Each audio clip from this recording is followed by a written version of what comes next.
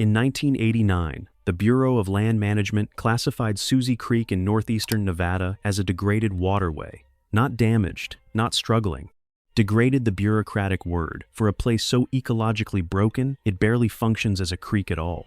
It was a thin scar of bare gravel cutting through sun-baked earth, its banks stripped to dust, its water table dropping year by year, its fish populations collapsing in water too warm and too shallow to sustain them.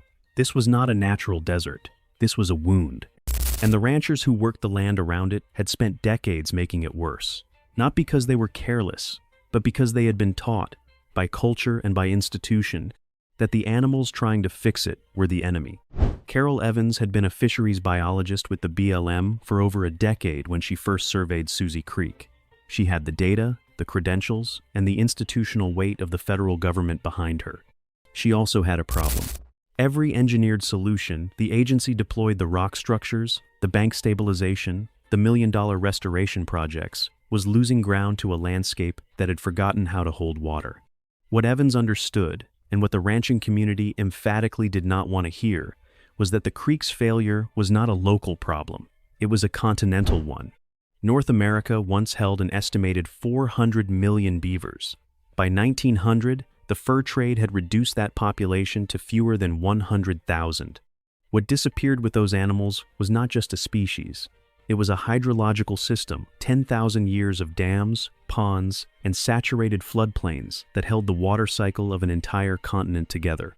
The natural, arid West that ranchers, politicians, and engineers have spent 2 centuries trying to manage is not natural at all. It is the ecological aftermath of the largest wildlife removal in recorded human history. The mainstream position held by generations of ranchers, engineers, and state water managers was that the West's water crisis demanded bigger solutions, deeper wells, longer canals, more concrete. The beavers that occasionally wandered onto grazing land were viewed as pests, flooding pastures, collapsing irrigation ditches, requiring removal by trap or, in the case of John Griggs, president of the Nevada Cattlemen's Association, by dynamite. Griggs was not fringe. He represented the dominant logic of an entire industry, and that logic had the weight of decades behind it. But in the early 1990s, Evans proposed a small, almost embarrassingly simple experiment on the land surrounding Suzie Creek. No engineering, no federal budget, just rest. And what happened next did not just surprise the ranchers, it surprised Evans herself.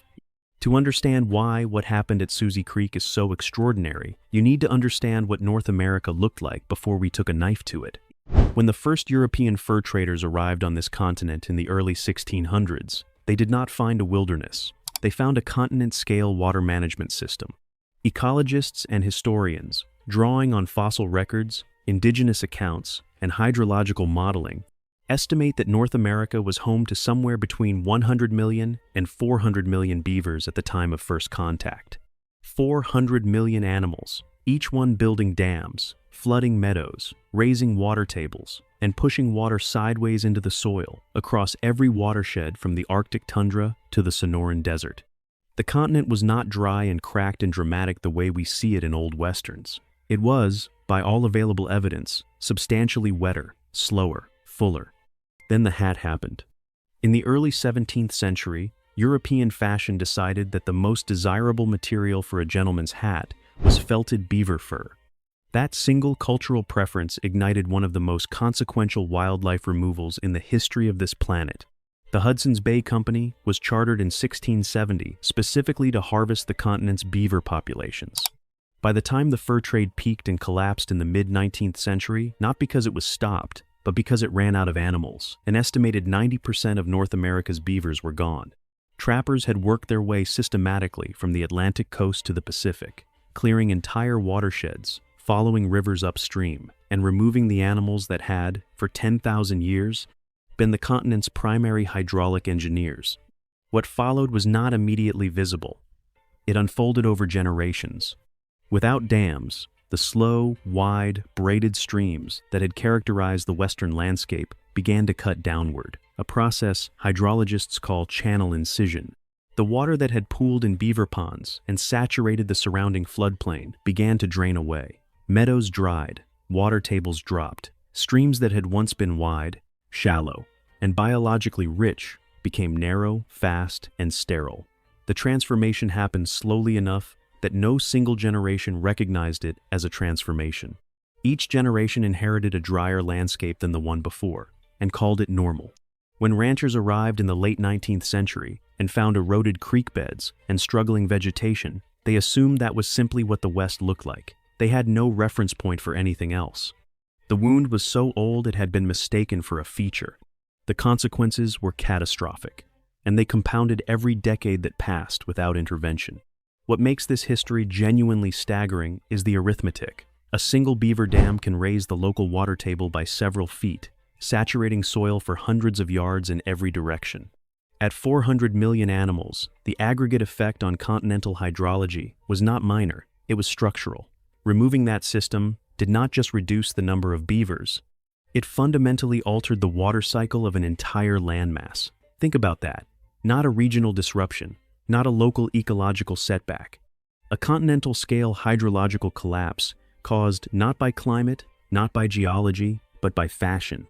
And the ranching community, working the dried-out wreckage of that collapse, had no idea. They were not villains. They were simply the last in a long line of people handed a broken landscape and told it was the original. But one of them was about to get a very uncomfortable education. Now here's what you need to understand about the landscape John Griggs inherited. By the time ranching culture took root across the Great Basin in the late 19th century, the beavers were already gone. The creek channels were already cutting downward. The water tables were already dropping. And the ranchers who arrived to work that land had no memory of anything different. What they had, instead, was a set of very practical, very immediate problems. Beavers, the small number that had survived the fur trade and were slowly trickling back into some watersheds, flooded irrigation ditches.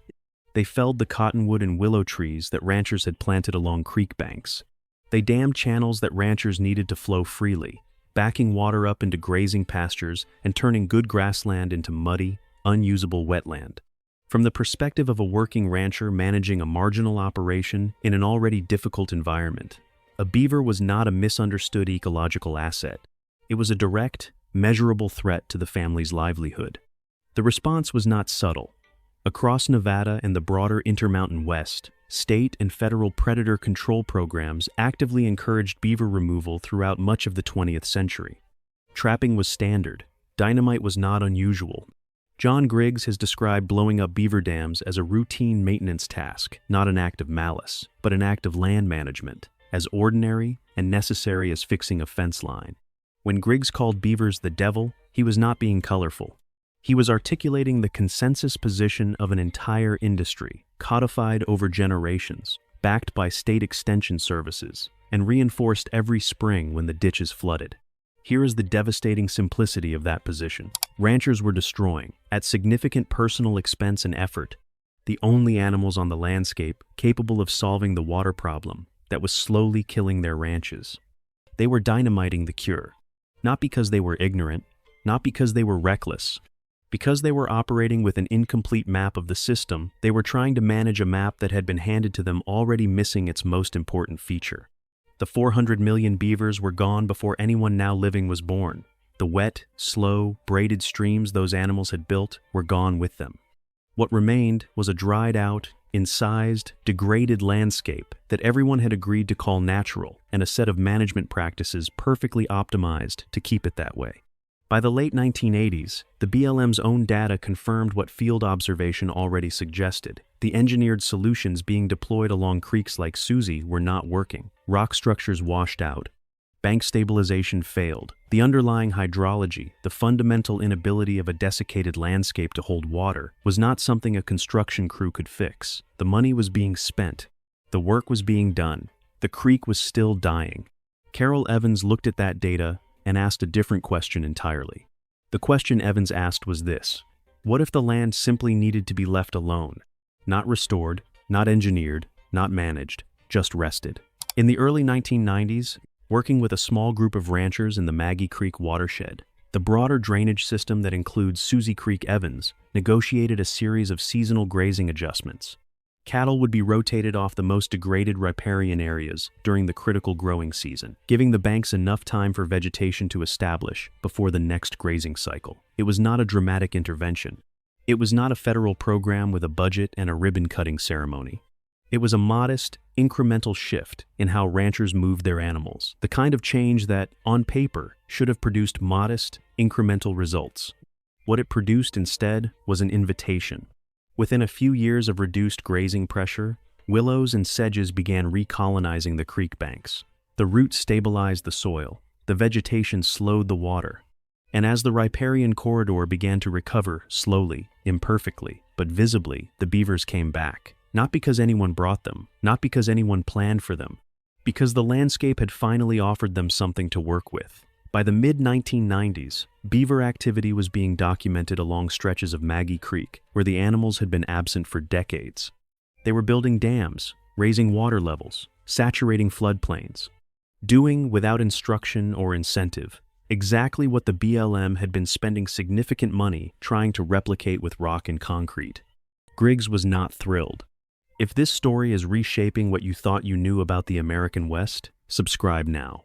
This channel goes deep on the evidence the mainstream narrative overlooks, and what comes next is the proof that changed everything. Now, back to Suzie Creek, because the real test of what Evans had started was still coming, and it would arrive in the form of the worst drought in a generation. The test came in 2012. That year, the western United States entered what the National Oceanic and Atmospheric Administration would later classify as one of the most severe drought events in recorded history. In Nevada, the conditions were particularly brutal. Ranchers across Elko County watched their pastures turn to powder, stock ponds dried up, hay prices spiked. Operations that had survived lean years before were now trucking water in from outside the watershed just to keep their cattle alive. The landscape looked the way it always had during a bad drought, bleached, cracked, and retreating from anything green. It looked, in other words, exactly the way a desert without beavers is supposed to look during a catastrophic dry year. Except along Maggie Creek.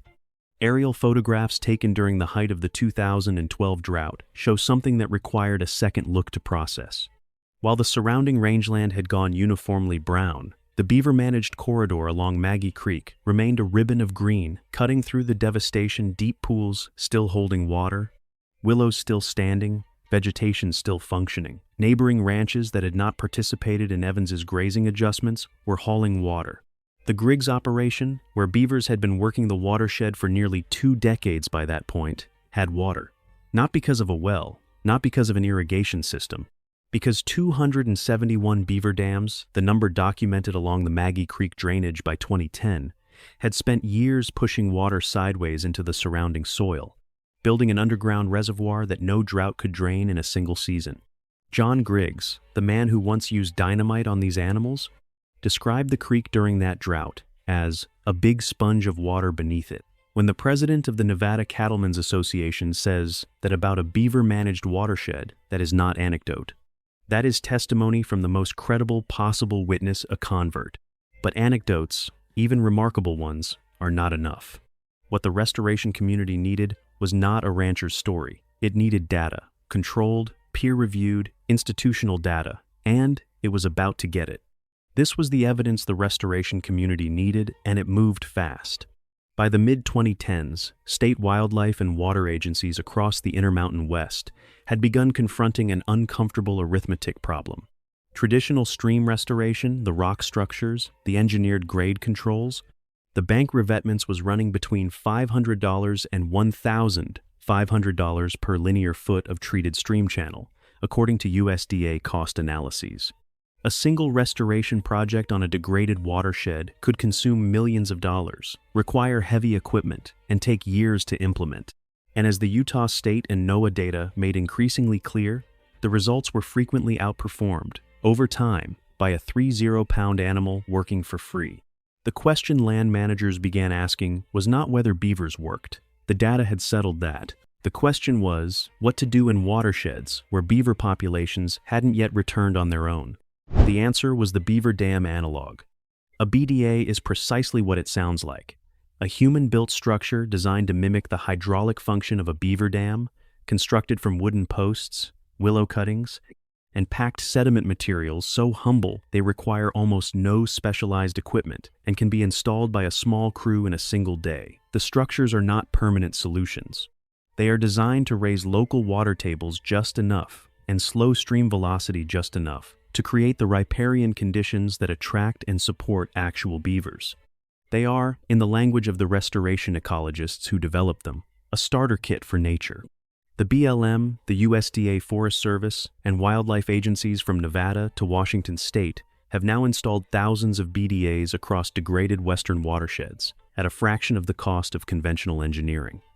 Where the structures have worked as designed, beaver colonization has followed, sometimes within a single season. The skepticism has not disappeared entirely. Some engineers and range managers remain unconvinced that low-tech interventions can address the scale of degradation facing western watersheds. That is a fair concern, and it deserves a fair answer. But here is what the evidence actually shows. In watershed after watershed, where BDAs were installed and beavers subsequently moved in, the recovery trajectory has exceeded what conventional restoration achieved at 10 times the cost. The technology industry has a word for a product that outperforms established competitors at a fraction of the price. They call it disruptive. What is happening in Western stream restoration is, by any honest accounting, exactly that. And the implications extend far beyond water. What makes this story extraordinary is the reversal. Not the ecological reversal, though that is extraordinary enough. The reversal of understanding. The moment when the man with the dynamite becomes the man describing the creek as a sponge. The moment when the federal agency that spent decades funding concrete solutions begins installing willow sticks in stream beds. The moment when the pest becomes the infrastructure. Consider what the evidence has actually shown, assembled in full. A continental water system dismantled by the fur trade. A landscape so thoroughly altered that its degraded state was mistaken for its natural one. A century of engineered solutions that attacked the symptoms while the underlying cause went unaddressed. A biologist who asked a different question. A rancher who changed his mind.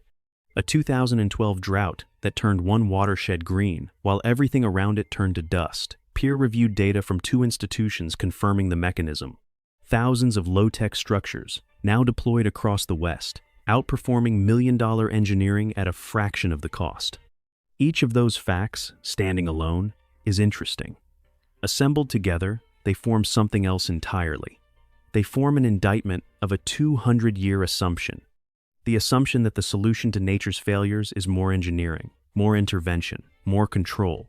Suzie Creek did not recover because we applied more force to it. It recovered because, for the first time in a century, we stopped. The question is no longer whether beavers can restore degraded western watersheds. The evidence has answered that. The question is how many other broken systems, ecological, hydrological, perhaps others we have not yet imagined, are waiting for us to simply get out of the way. How many solutions are already living in the landscape, doing exactly what they evolved to do, held back only by our insistence that the problem requires a human answer.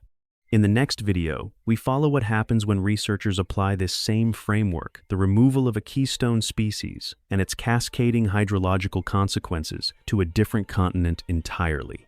And what they found there makes Suzie Creek look like a rehearsal. If this video changed how you see the American West, subscribe and share it with someone who needs to see it. Drop your thoughts in the comments, we read every one. Suzie Creek was classified as degraded in 1989. By 2015, after 4 years of historic drought, it was the greenest place in the desert. Nothing changed except that we finally stopped destroying what was trying to save it.